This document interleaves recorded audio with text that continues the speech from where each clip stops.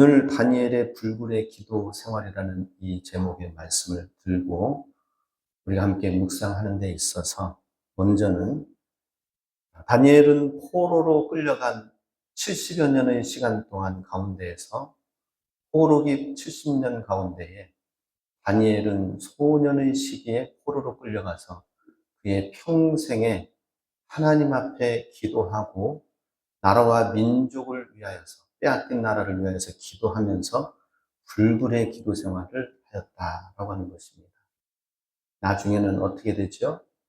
어떻게 해서 70년의 때가 참으로 인하여서 다시 회복하고 자유케 되어져서 나라를 회복할 수 있었을까요? 고레스 왕이 희년을 선포하면서 본국으로 돌아가라라고 선포했기 때문에 고레스 왕의 칙령이 있었기 때문에 가능한 것입니다. 그 고레스 왕의 칙령이 있기까지는 그냥 하나님이 그냥 고레스 왕의 마음 가운데 이상한 마음을 줘가지고 한 것이 아니라 다니엘의 이런 기도와 더불어서 역대 새 제국이 바뀌어지는 동안 총리로 있으면서 왕의 신임 가운데에 왕 가운데에서 그 역대 모든 왕들 속에서 하나님의 이름이 각인되어졌기 때문이다라고 하는 것입니다.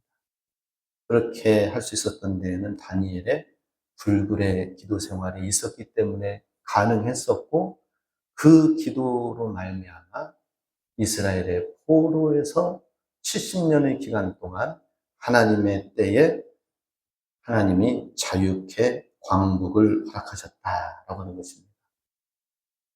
그것을 볼 때 우리가 다니엘의 불굴의 기도 생활을 함께 살펴보면서 구체적으로 그의 기도의 생활은 어떤 능력과 은혜가 있었는가 하는 것입니다. 오늘 다니엘서 6장에서는 사자굴 사건이 나오는데 기도하지 하면은 다른 왕에게 이 아사 제국, 이 왕, 메대 제국, 이 왕에게 다리오 왕에게 절하는 것 외에 다른 것에 절하면은 다 묶여지고 사자굴에 들어가면서 죽임을 당할 것이다라는 것이 칙령이 공포되어진 이후에 이 신앙의 위기 순간이 다가온 것이 오늘 6장 말씀입니다. 10대 소년 때 다니엘은 일찌감치 풀무불의 위기 속에서도 신앙을 굽히지 아니했었죠. 이제 오늘 6장에서는 뭐 몇 장 차이가 나지 않지만 다니엘은 이제 80세의 늙은 몸으로 국사 정사를 총리로서 섬기고 다스리고 있는 그때에 사자굴에 들어가는 사건이 오늘 본문 내용이 되겠습니다. 10대 때도 신앙 때문에 굽히지 아니하고 풀무불 속에 들어갔던 다니엘은 80세가 되어도 그의 신앙은 변함없이 어떤 핍박과 위기와 불이익이 있다 하더라도 하나님 앞에 기도하고 예배 드리는 것은 변개할 수 없다라고 하는 그런 신앙. 그것 때문에 또 80의 몸으로도 사자굴 속에 들어갈 수밖에 없는 그런 이야기가 나옵니다. 하지만 거기에서도 하나님이 건져주시는 놀라운 이야기가 있습니다. 사실 총리로서 새 제국에 걸쳐서 살게 된다면은 자기의 나라가 포로로 끌려왔다 하더라도 사실은 잊을 수도 있을 것입니다. 내 생활이 고위직 생활 가운데에서 부귀와 영화를 누리면서 내 나라가 어떻게 되든지 이제는 이렇게 살자. 60년, 70년의 시간들이 지나면서 이제는 회복할 수 없으니 그냥 부귀 영화를 누리면서 살자. 이렇게 신앙이 바뀌어지고 목표가 바뀌어지고 변질되어질 수도 있을 텐데 하나님을 향한 신앙은 변화되어지지 아니하고 굳건하게 신실하게 그의 신앙이 회피하지 아니하고 오히려 더 신앙의 귀감을 갖게 하여서 당대의 포로의 모든 사람들에게 신앙의 귀감이 되는 이야기가 되었다라고 하는 것입니다. 이렇게 나이가 오랫동안 지긋이 되어도 변함없는 신앙의 모습을 통하여 하나님의 의를 드러내는 모습이 시편 92편에서는 12절에서 15절에 이렇게 고백되어지고 있습니다. 같이 함께 읽습니다. 의인은 종려 나무같이 번성하며 레바논의 백향목같이 성장하리로다. 이는 여호와의 집에 심겼으며 우리 하나님의 뜰 안에서 번성하리로다. 그는 늙어도 여전히 결실하며 진액이 풍족하고 빛이 청청하니 여호와의 정직하심과 나의 바위 되심과 그에게는 불의가 없음이 선포되리로다. 아멘. 의인은 종려나무 같이 번성하고 백향목과 같이 성장한다라고 했습니다. 그러면 하나님께서 다니엘을 높여주시고 성장하고 번성하였습니다. 근데 그것이 자기의 영광으로 끝나는 것이 아니라 늙어도 여전히 결실하여 진액이 풍족하고 빛이 청청한 가운데에서 하나님의 정직하심과 하나님이 요동케 하지 아니하시는 바위 되심과 그리고 하나님에게는 불의가 없으시다. 하나님이 어떤 분이신지를 선포하게 하는 삶을 살게 한다라고 하는 것입니다.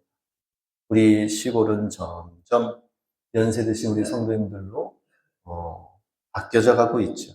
그렇지만은 늙어도 여전히 결실하여 진액이 풍족하고 빛이 청청할 수 있는 비결이 나와 있습니다. 다니엘처럼 하나님 앞에 기도와 예배 생활을 잘 드릴 때에 하나님의 이름이 높임을 받으면서 우리의 모든 세월이 흐름 가운데서도 여전히 하나님은 우리를 사용하시고 우리를 통하여 더욱 높임을 받으신다는 사실을 기억하시기 바랍니다. 자, 다니엘의 이렇게 나이가 듦에도 불구하고 청청하여 빛이 바래지 아니하는 그 비결에는 다니엘의 불굴의 기도 생활에 있다라는 사실을 오늘 다니엘서 오늘 본문 6장에서 말씀하고 있는데 자세히 한번 살펴보도록 하겠습니다. 1절, 2절에 보면은 다리오가 자기의 뜻대로 고관 120명을 세워 전국을 통치하게 하고 이 다리오 왕이 이 나라를 이제 새롭게 벨사살 왕을 무너뜨리고 다리오 왕이 이제 새로운 나라를 일으켜서 이제 전국을 통치하는 데 있어서 120명, 120개의 도에 여러 총독과 태수들을 세우고 전국을 통치하게 했습니다. 근데 120개의 각 어떻게 보면은 작은 나라들이죠. 엄청난 제국이기 때문에. 근데 그 모든 120개의 제국을, 나라들을 다스리는 관리들을, 총독을, 태수들을 세운 뒤에 총리를 3명을 세웠습니다. 2절에 그들 위에 총리 셋을 두었으니 다니엘이 그 중에 하나라. 이는 고관들로 총리에게 자기의 직무를 보고하게 하여 왕에게 손해가 없게 하려 함이었더라. 이 다리오 왕이 굉장히 고도의 정치력을 펼칩니다. 120개의 관리들이 배반하거나 또 여러 가지 문제를 일으키지 아니하도록 왕권 강화, 왕의 통치력이 잘 미치도록 하기 위해서 또 3명의 총리를 세워서 그 3명의 총리만 대하면은 120개를 예를 들어서 3, 40이 한 총리당 40개 지역을 다스리라라고 하였고 거기에 대한 보고를 받아가지고 올리게 하였으니 굉장히 나라를 효율적으로 다스리는 데 있어서 지혜로웠다라고 하는 것을 보게 됩니다. 그런데 그 세 총리 중에 또 다니엘이 또 새로운 제국 가운데서도 총리로 세워지게 되었다 하는 것이죠. 그 3명 가운데서도 특별히 특출났다고 하는 것이 3절 말씀입니다. 3절 다니엘은 마음이 민첩하여 총리들과 고관들 위에 뛰어남으로 왕이 그를 세워 전국을 다스리게 하고자 한지라. 다니엘은 이렇게 총리들 가운데서도 또 빼어나서 다른 총리들과 어떤 고관들보다도 더 뛰어났다. 그래서 왕이 그를 세워 전국을 다스리게 하였다는 것이죠. 총리가 3명이지만은 사실은 다니엘을 중심으로 하여서 나라를 전체 책임적으로 다스리게 하였던 그런 왕의 신임을 톡톡히 받았던 사람이 다니엘이었다는 것입니다. 어떻게 이렇게 이 다리오 왕으로부터 새로운 제국이 되어지면서 또 여전히 신뢰받을 수 있는 비결은 무엇일까 하는 것입니다. 그것은 두 가지 면에서 이야기를 할 수가 있습니다. 먼저는 우리 3절 읽은 말씀처럼 다니엘은 마음이 민첩하여 라고 하는 것처럼 탁월한 실력을 가지고 있게 됐는데 그 탁월한 실력, 모든 고관들 위에 뛰어났습니다. 뛰어난 그 이유를 3절에서는 마음이 민첩하여라고 표현하고 있습니다. 어떻게 이렇게 뛰어나고 탁월한 실력을 갖게 되었을까? 이 실력도 없는데 그냥 총리를 세울 수는 없죠. 나이가 80이 되었는데 이제는 은퇴할 때도 됐습니다. 그런데도 불구하고 너무나도 뛰어난 탁월한 실력, 모든 고관들 위에 뛰어났다라고 하였습니다. 뛰어난 이유는 다니엘은 마음이 민첩하다라고 했습니다. 민첩하다는 건 동작이 빠르다고 하는 것인데, 근데 그 말이 아니라 원어상으로는 뛰어난 영이 그 안에 있다라고 하는 의미가 되겠습니다.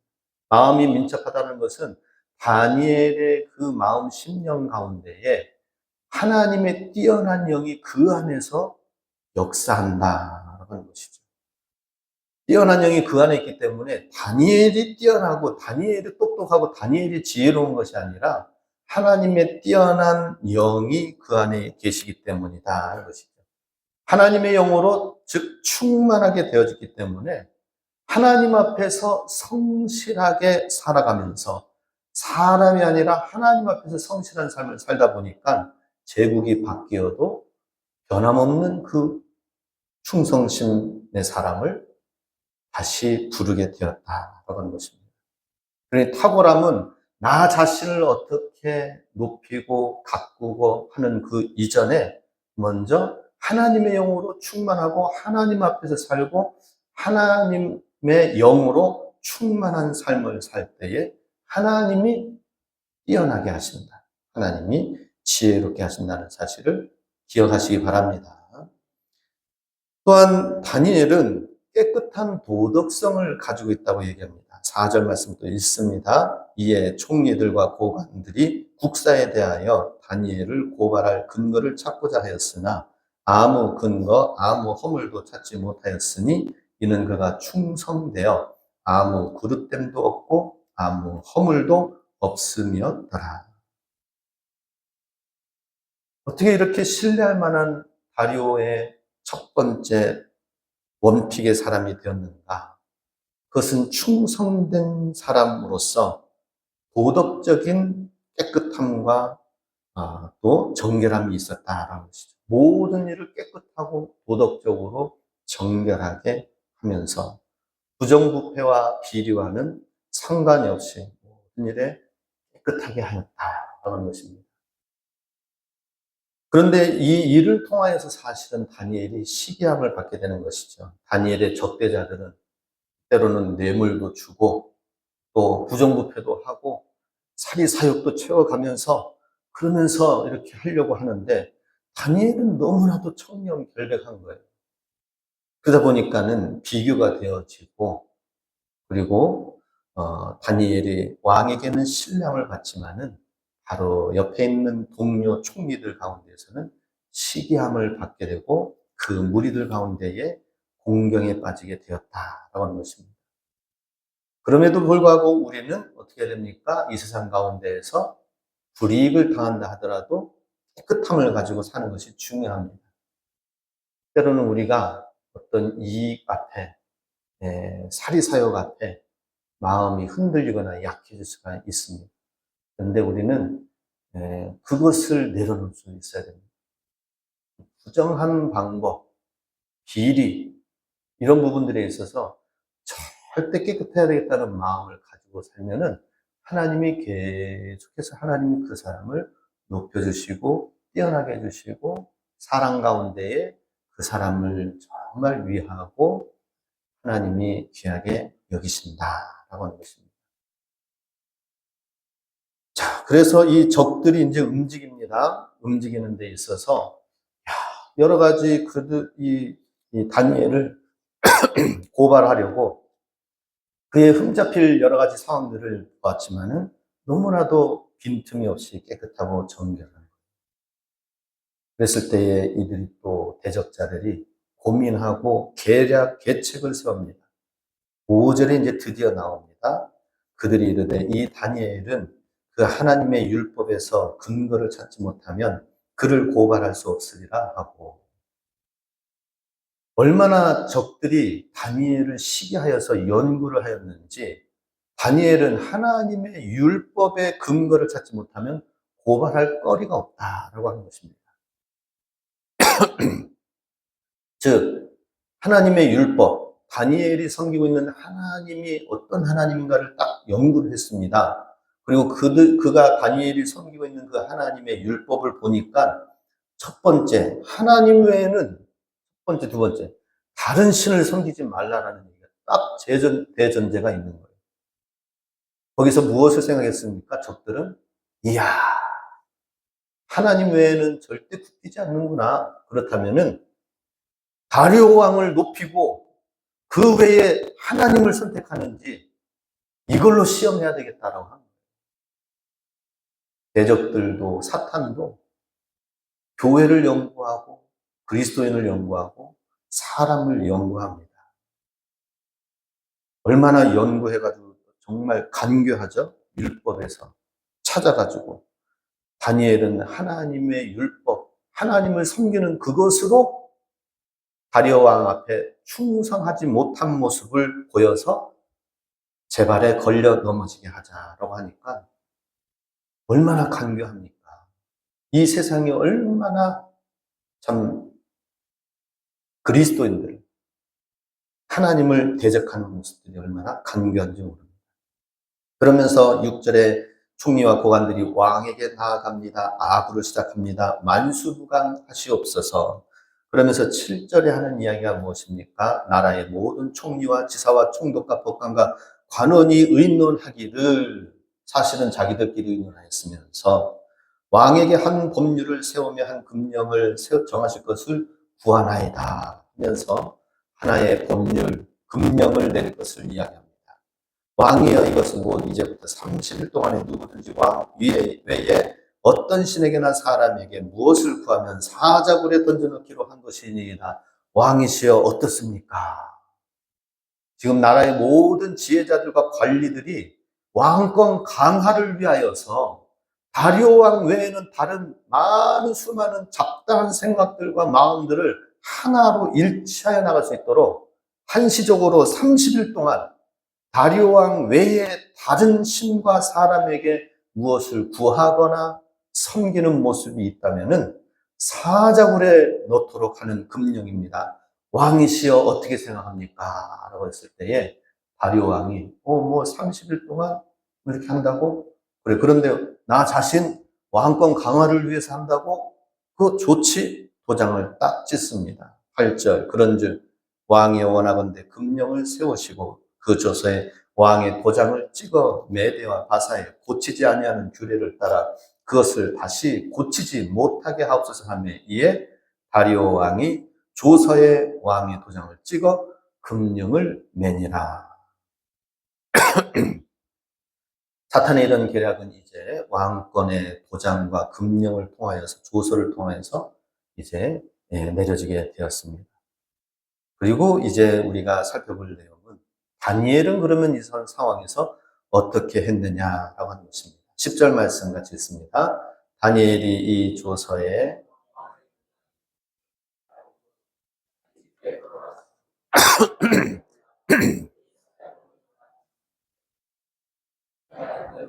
하루 3번씩 무릎을 꿇고 기도하며 그의 하나님께 감사하였더라. 그렇습니다. 다니엘은 윗방, 그래도 고관 집은 2층으로 된 복층 구조의 집이었습니다. 나름대로 좋은 집이었었죠.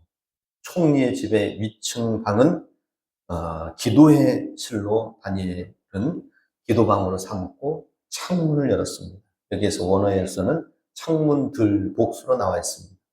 그러니 예루살렘을 향하여서 창문들을 활짝 열고 기도를 하였다라는 것이죠. 어떻게 해요? 전에 하던 대로 하루 3번씩 무릎을 꿇고 기도하며 하나님께 감사하였더라. 오늘 이 10절 말씀에서 이 다니엘의 불굴의 기도의 습관에 어떠한 교훈이 있는지 한번 또 살펴보기 원합니다. 먼저 다니엘은 예루살렘을 향하여 창문을 열고 기도하였다라고 하는 것이죠. 10절에 그렇게 나와 있죠. 윗방에 올라가 예루살렘으로 향하여 창문을 열고 기도하였다. 창문을 열어다오 하면서 창문을 열고 기도했어요. 아니 지금 모두가 다 보면서 조서와 금령을 내려가지고 다른 왕에게나 다른 사람에게나 다른 신에게 기도하면서 구하거나 하는 모습이 있으면은 사자굴에 보낸다고 했으니 어떻게 해야 됩니까? 숨어서라도 해야 되는데 창문을 열고 기도했어요. 창문을. 기도의 창문을 열었다라고 하는 것입니다. 이러한 상황에서도 다니엘은 기도의 창문을 닫지 아니하였다라고 하는 것입니다. 그동안의 모든 역대 왕 제국들을 살펴보면서 다니엘이 경험한 것은 뭐예요? 하나님 앞에 언제든지 기도하면은 하나님은 들으시고 응답하시고 지혜를 부어주신다는 사실을 이미 경험을 했기 때문에 기도의 창을 나는 어떤 상황에서도 닫지 않겠다. 다니엘이 총리로 세워진 데에도 그 이유는 뭐예요? 하나님께 있고 하나님께 기도하는 것에 있기 때문이다 라고 하는 것이죠. 기도의 창을 활짝 열었다라고 하는 것입니다. 그리고 고성 철뚝길 쪽에 보면은 우리 샘물교회가 언덕 중턱에 하얗게 있는 창문이 쫙 윈도우가 되어 있는 교회가 보입니다. 거기 목사님이랑 잠깐 교제도 좀 나눠보고 거기 본당도 한번 좀 몇 번 다녀보고 했는데요. 가서 놀랐어요. 이런 얘기를 해줍니다. 어떻게 건축이 이렇게 아름답게 했습니까? 얘기했더니 처음에는 설계를 하는 데 있어서 설계도가 산을 향하여 돼 있었대요. 산을 바라보고 산세를 느끼면서 하도록. 그런데 다른 설계사에서 다른 정반대의 설계도를 제시를 했다는 거예요. 바다뷰가 있는데 바로 앞에 바다가 있는데 바다를 등지고 있으면 뭐합니까? 바다뷰를 해가지고 쫙 해서 했는데 너무 그게 마음에 들어요. 몇 천만 원을 까먹더라도 설계사를 변경시켜가지고 했는데 그게 아주 유효했습니다. 가서 보니까 강단 뒤편으로 유리관이 쫙 있어서 예배 시간에는 커튼인가 뭔가 자바라로 쫙 당겨졌다가 예배 끝나고 나면 이 유리관으로 바다가 쫙 펼쳐집니다. 성도들은 이제 앉아서 예배 시간에 설교 보고 듣고 하다가 이제 윈도우 뷰가 열려지면서 기도를 할 때 바다를 향하여 쫙 이제 기도하는 거죠. 바로 옆에는 또 카페 공간이 있습니다. 그야말로 가장 좋은 이상적인 3층, 4층 건물 높이의 위치에서 바다를 쫙 바라보는 그야말로 카페 궁전과 같은 느낌이고 그 아래층 1층은 사택인데 사택 거실과 방에서는 바다를 바라보면서 행복하게 날마다 펜션에서 사는 기분이에요 하면서 행복에 교하는 모습을 이야기를 들었습니다. 그야말로 바다를 향하여서 창문을 활짝 열게 하니까 완전히 바뀌어진 모습에 정말 잘 건축 설계하였다라는 생각이 듭니다. 근데 우리도 마찬가지입니다. 기도의 창문을 열어야 되는데 우리는 환경을 바라보고 문제를 바라보면서 어떻습니까? 그 문제로 인하여 고민하고 고심하고 그렇습니다. 기도의 창문을 열면은 이 바다뷰가 쫙 펼쳐지고 하나님의 말씀의 뷰가 펼쳐지고 하나님이 지혜와 지식을 주면서 갈 길을 보여주시는데 우리가 기도의 창문을 열지 않는 것이 문제다라고 하는 것이죠. 다니엘은 예루살렘을 향하여 창문을 열었습니다. 이 창문을 열고 예루살렘을 향하여 기도하는 데에는 또 다른 의미가 있습니다. 열왕기상 8장 46절에서 50절 말씀에 보면은 솔로몬이 봉헌 기도를 하면서 솔로몬 성전을 향한 기도가 나와 있습니다. 누구든지 우리는 모두가 다 연약하여서 결국에는 죄를 짓고 그런 그 죄로 인하여서 포로로 끌려가서 먼 나라로 가게 되는 상황도 없잖아 있을지라도 그 먼 땅에서 주의 성전을 향하여 바라보고 주의 성전을 향하여 손을 들고 기도하며 나아간다면은 하나님 우리의 죄를 용서해 주시고 사하여 주시어서 그 땅 가운데서 돌이켜서 다시 회복하여 주의 전에 나오게 하여 주시옵소서 하는 내용이 되겠습니다. 그 말씀을 우리 잠깐 읽어보도록 하겠습니다. 45절. 주는 하늘에서 그들의 기도와 간구를 들으시고 그들의 일을 돌아보옵소서.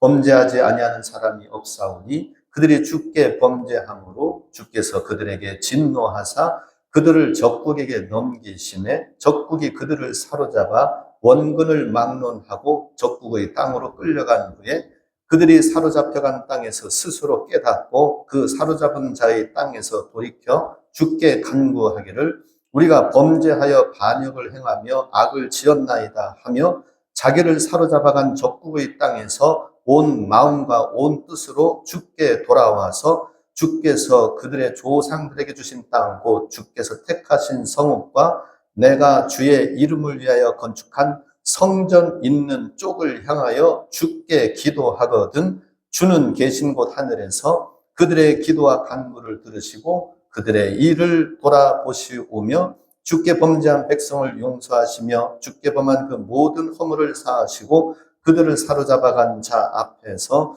그들로 불쌍히 여김을 얻게 하사 그 사람들로 그들을 불쌍히 여기게 하옵소서. 아멘. 바로 이와 같은 것입니다. 솔로몬이 성전 봉헌하고 하나님 앞에 기도하면서 누구든지 이 성전을 향하여 기도하면은 하나님께서는 그 포로되어졌던 곳이라 하더라도 그들의 기도를 들으시고 그들의 회개를 들으시고 돌이키사 다시 그 땅으로 회복하여 주의 성전에 나아가게 하여 주시옵소서라고 그 기도한 것을 다니엘은 이 포로의 시간 가운데서 절대 잊지 않은 것입니다.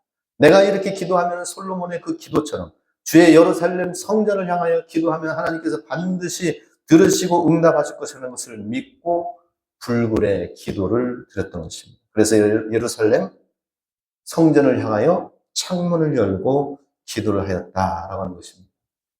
70년의 기간이 끝나고 나서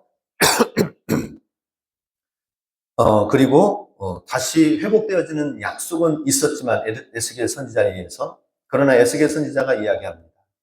그 70년의 복역의 때가 끝나고 다시 돌아오는 때가 있지만 우리가 기도하지 않으면 그것은 일어나지 아니한다라고 했습니다. 에스겔서 36장 36, 37절도 같이 읽습니다. 너희 사방에 남은 이방 사람이 나 여호와가 무너진 곳을 건축하며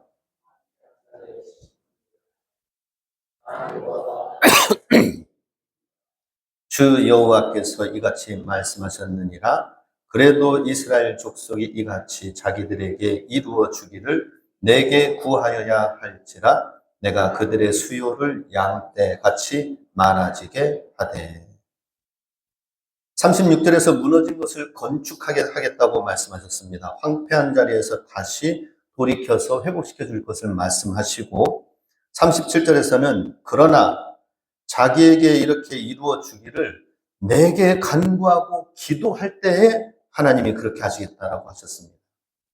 그럴 때는 우리가 기도하지 않으면 안 되는 것입니다. 하나님이 우리에게 축복해 주시고 하나님이 주의 믿는 자들을 사용하시고 하나님의 놀라운 계획들은 많이 있는데 그 축복이 이루어지고 성취하기 위해서는 기도하지 않으면 안 되어진다라고 하는 것이죠.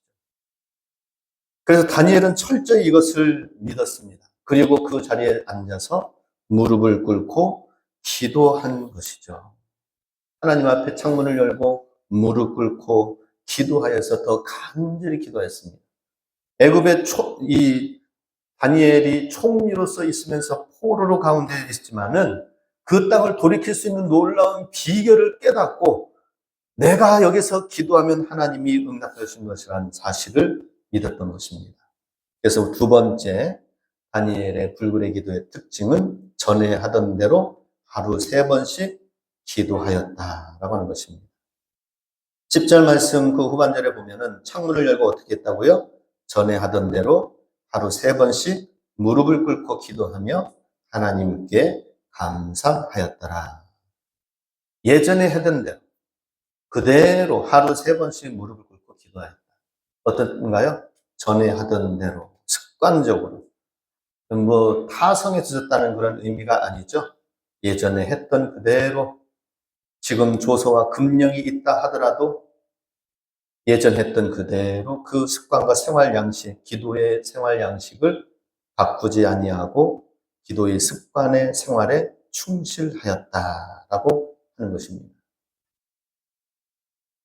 나중에 기도하면서 그 기도의 내용이 이제 다니엘서 쭉 이후에 8장, 9장 이후로 나오는데 다니엘이 기도하면서 느낀 내용, 알게 된 사실이 소개되어 있습니다. 다니엘서 9장 20절에서 23절 말씀에 보면은 20절 기도하며 내 죄와 내 백성 이스라엘의 죄를 자복하고 내 하나님의 거룩한 산을 위하여 내 하나님 여호와 앞에 간구할 때 뭐라고 합니까?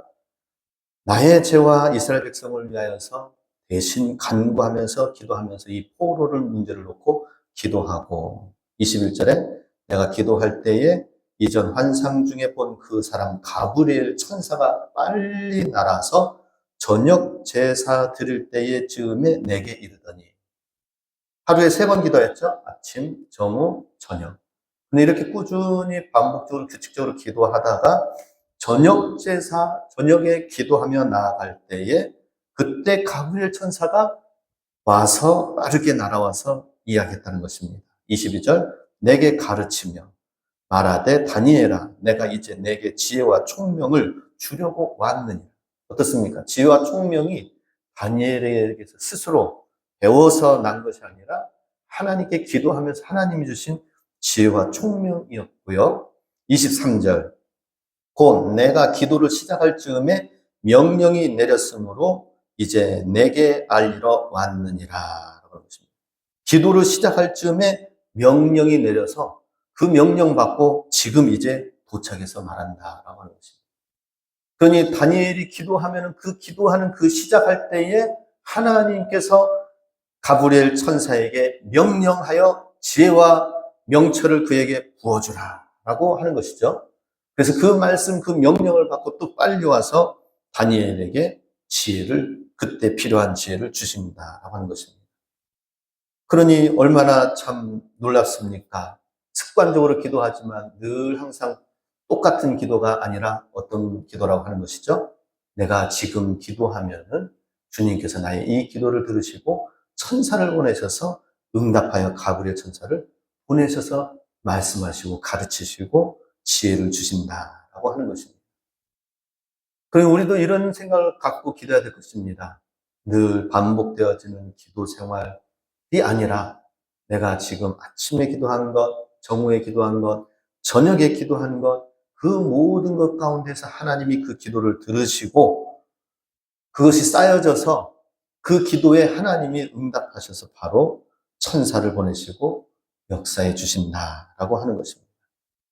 이렇게 습관적으로 기도가 쌓여져서 하나님께서는 그 기도가 쌓여진과 동시에가 아니라 기도 이미 시작할 때부터 하나님은 명령하셔서 들어주셨습니다. 단지 우리에게 필요한 것은 무엇입니까? 그것이 쌓여져서 나의 것이 되고 하나님 주님의 마음이 나의 마음이 되고 어떤 상황과 여건 속에서도 변개하지 아니하고 하나님을 향한 분명한 믿음을 갖고 이것이 중요하죠. 그럼에도 불구하고 하나님 앞에 감사하고 나아가는 것이다 하는 것이죠. 그래서 우리는 기도를 하면서 기도 응답 받지 않는다 하더라도 늘 이렇게 아침, 점심, 저녁 늘 습관적으로 날마다 새벽을 쌓기도 하고 그러면서 신앙의 훈련과 연습을 꾸준히 기도의 축적을 해나가는 것이 중요하다라고 하는 것입니다. 이유는 뭐예요? 이미 하나님은 우리 기도에 먼저 들어주십니다.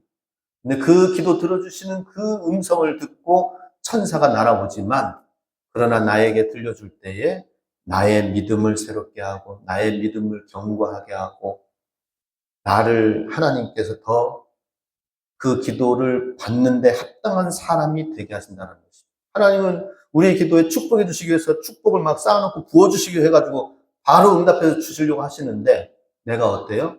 내가 그 축복받고 하나님 잊어버리고 그 축복 때문에 타락의 길로 가고 그 성공 때문에 하나님 축복해 주셔서 잘 되어지면 이제 하나님 잊어버리는 것입니다. 굿바이 되는.